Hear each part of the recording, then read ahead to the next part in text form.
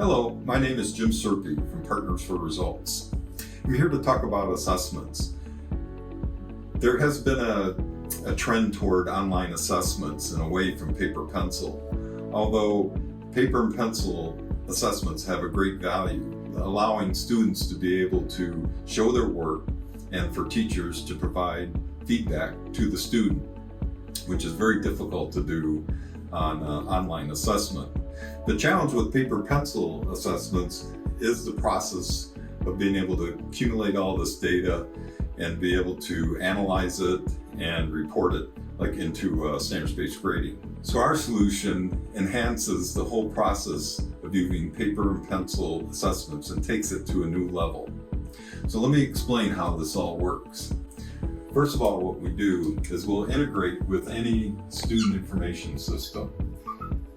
And basically what we want to do is pull various pieces of data into the Partners for Results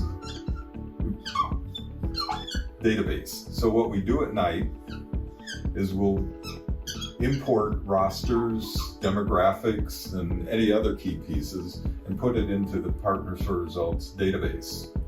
From there, since we have the rosters, the teachers, all they need to do is they'll click a button and that will print out the assessment.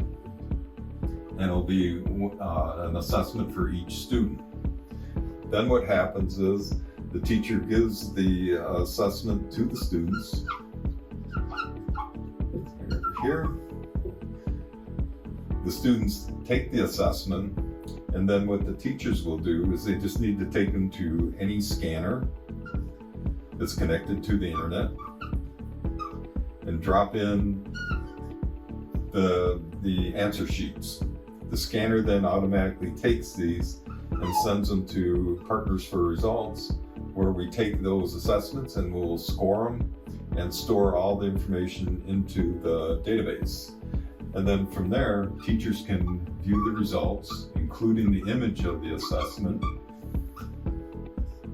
and they can use that for analyzing the data. So for example, if question 3, a lot of students are missing it, the teachers can look at it, and since we're storing the image of the student work, teachers can see exactly what skill maybe the students are missing. In addition to that, the students can also go in and they can see their assessments. So we store those forever, so students can go back and review them. Since they have feedback, it gives them some great information on what they can do better. So let me show you exactly how this works. Again, we pull in all the rosters, the assessments are created, and typically the assessments are very simple to set up. You can take any image of an assessment. If you've got one from your workbook, it doesn't matter. You can create them on your own in Google Docs. But the other key piece to these assessments is that they can be closely aligned with what you're teaching, rather than using questions from a question bank where you got to find one that might come close to how you're teaching it. This way you can make sure that everything's aligned very closely with what you're teaching. Okay, so as a teacher, I log in and this will list all my assessments. So if I want a particular one, if I know the assessment number or if I know the assessment name, I can just type it in here. In this case, we'll look at assessment 31. I click on the select classes and this will list all my class periods. And I just click on this print bubble sheets. And I can select all the students or just one if I would like to give like a retake. And I just hit the generate bubble sheet. What that is doing now is going off, grabbing all the student information. We have a template of this assessment that the teacher sent, and it automatically puts in the student name, teacher, the course number, and so on. And at the bottom is a barcode that identifies this, the assessment, the page number, the student, and so on.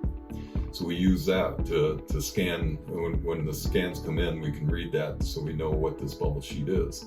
But this is an example of the assessment. So they're asking the student for a question, and they're also asking them to show their work.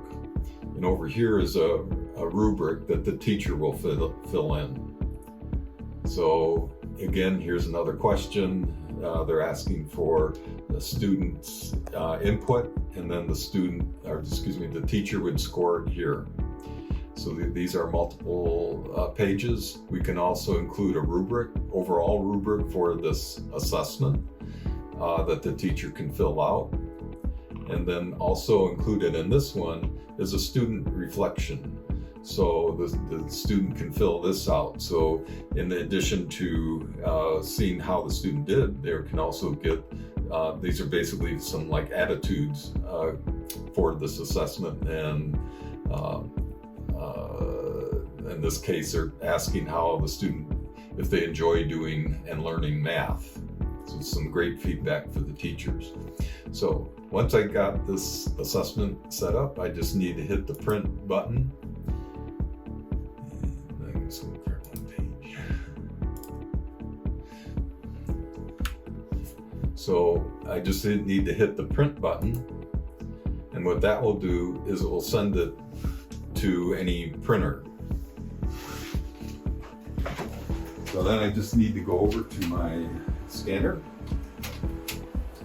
printer. Take the assessment. And the nice thing with our solution is that the assessments can be printed on any plain paper. You don't need anything special.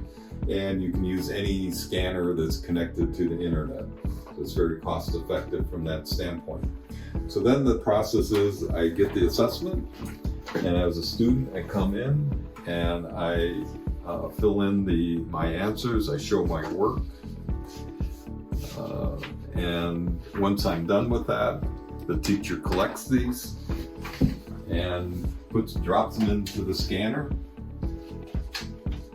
then hit the scan button. And the nice thing with our scanning is that the barcode identifies the page number and so on. So you can put these in, doesn't matter which order you put these in.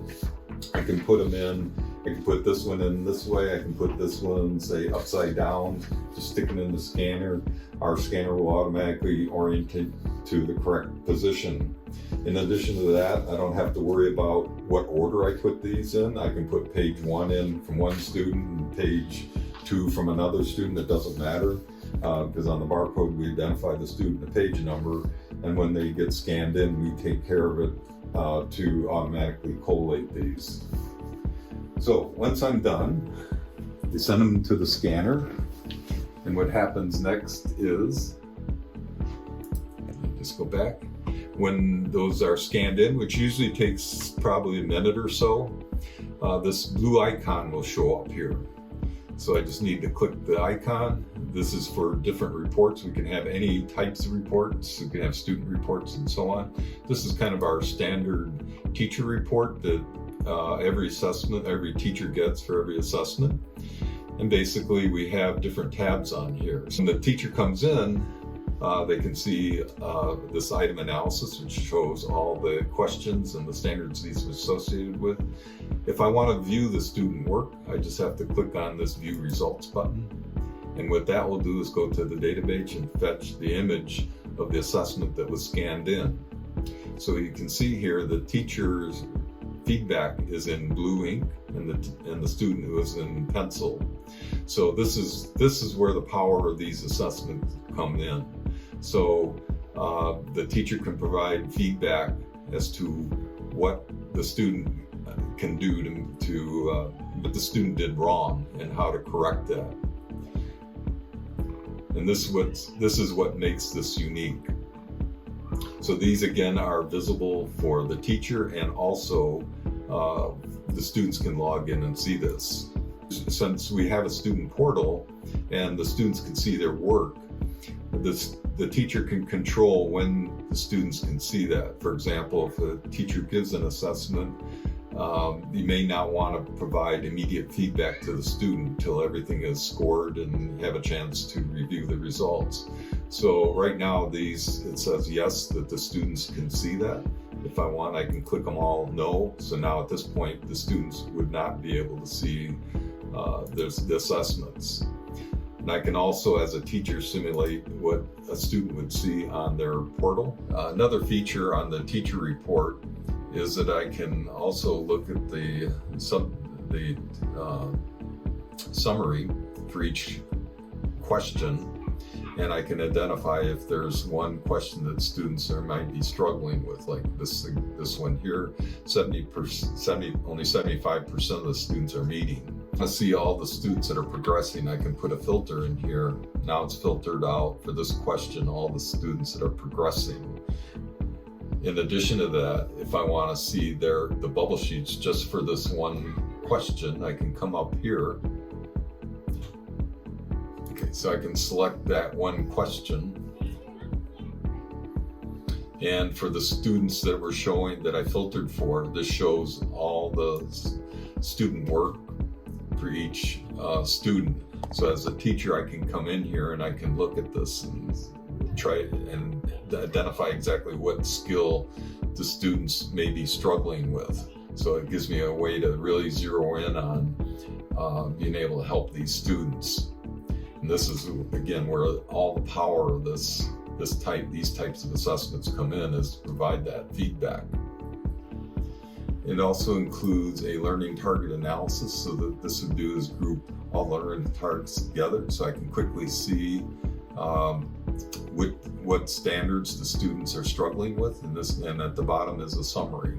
It shows that 18 students got a mastery, which is 75% of the students. So I can glance through here and quickly see which standards the students are struggling with. We also have a complete analysis, which shows everything, which includes, these are the student reflections over here, and then we also have all how the teacher graded it. This is a great report here for professional learning community. So what it does, it takes all the learning targets, shows how the teacher's class did that I selected against all their classes, and against how all the teachers in the school did on this one standard, and across the district. So you can quickly see that this teacher has done very well compared to the district and the class.